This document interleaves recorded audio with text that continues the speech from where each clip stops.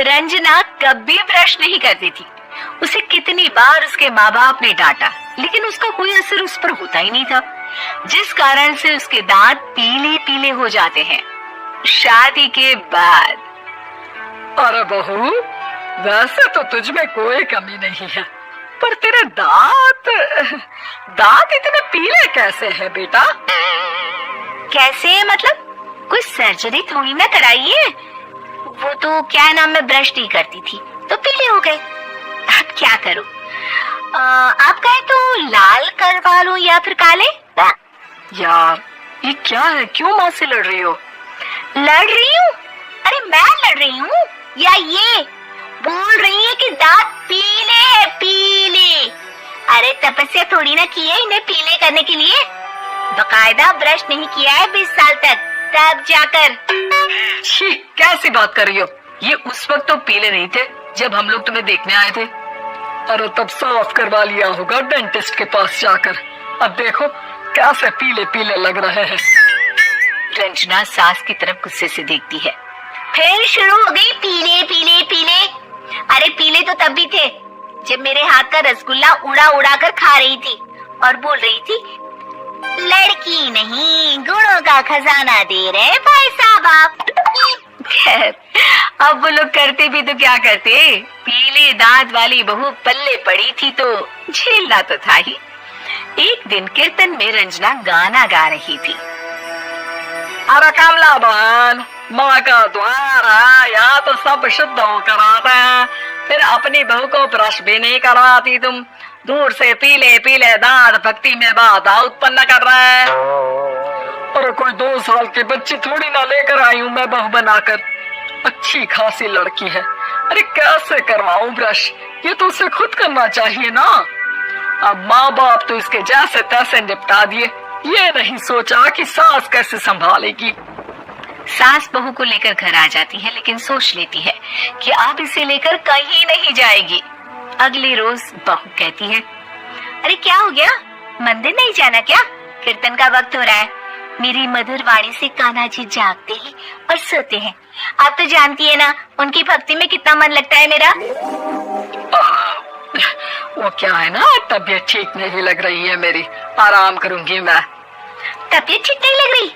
अभी तो मिथुन के गाने पर नाच रही थी आप, और अब बोल रही है कि तबीयत ठीक नहीं लग रही। अरे भक्ति में मन लगा लो सासू माँ, ऊपर जाना है, क्या मुंह दिखाओगी आप? हाँ? सास को बहू की बात पर गुस्सा आ जाता है। मैं क्या मुंह दिखाऊंगी, इसकी चिंता तो ना कर, समझी? अपने मुंह की चिंता कर, जो ये पीले पीले दांत लेकर हर जगह पहुंच जाती है। पता है लोग कितना मजाक बनाते हैं। ना जी ना, मैं नहीं जाना कहीं तेरे साथ। तो ये बात है, कोई ना, मत जाओ, मैं अपने कमरे में ही बैठकर भक्ति कर लूंगी।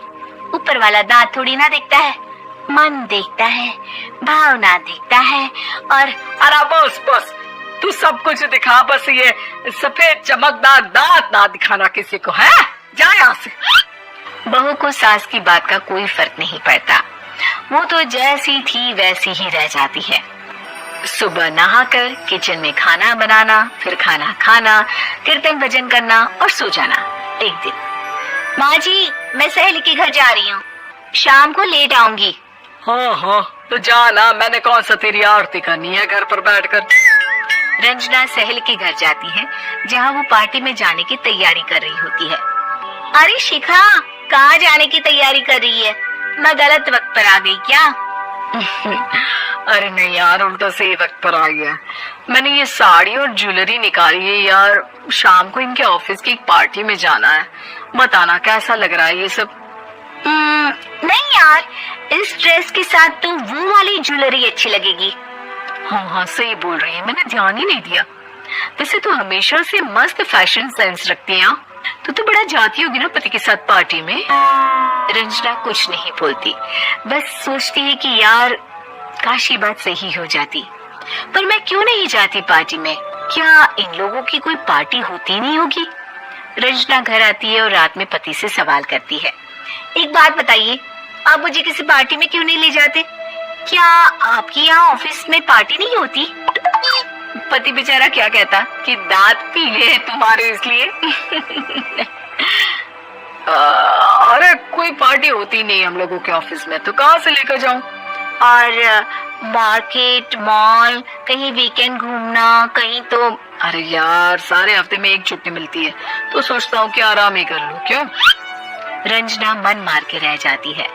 पहले कभी सास के साथ मंदिर जाया करती थी, लेकिन वो भी सास ने ले जाना बंद कर दिया। घर बैठी बैठी रंजना बोर हो जाती है। तभी उसे आइडिया आता है और वो मायके जाने का सोचती है। सासू माँ, 2 दिनों के लिए मम्मी के घर जा रही हूँ। अच्छा अच्छा, ठीक है, आराम से जा। और हाँ, माँ से कुछ अच्छी आदत सीख कर आना कि कैसे शरीर के हर भाग की तरह दांतों की सफाई भी जरूरी होती है, समझी? शुरू हो गई ना आप? वो लोग आपकी तरह नहीं है कि छोटी छोटी बात का बतंगड़ बना दे। उन लोगों के लिए मैं मायने रखती हूँ, ना कि मेरे पीले पीले दांत।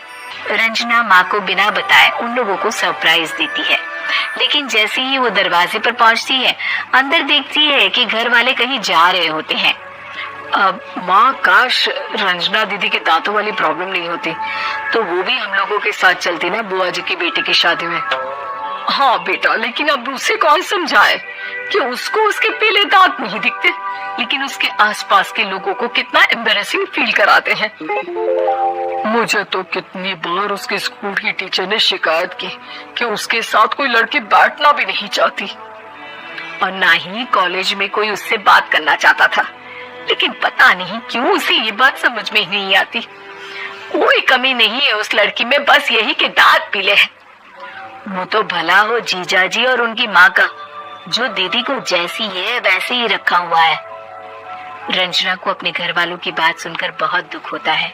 वो सोचती है कि वो क्या करे, लेकिन फिर वो सीधा डेंटिस्ट के पास जाती है, अपने दांत चमकाती है और कसम खाती है कि वो रोज ब्रश करेगी। अरे क्या हो गया? तुम तो 2 दिनों के लिए गई थी ना? पर कोई ना, अच्छा है, चलो आ गई तो। रंजना सास के सामने आकर खड़ी हो जाती है और पूरी स्माइल करती है, उसके चमकदार दांतों को दिखाती हुई। चले मंदिर। माँ, मुझे माफ कर दीजिए, मैंने आप लोगों को बहुत एम्बैरेसिंग फील करवाया। मैं आज से रोज ब्रश करूंगी।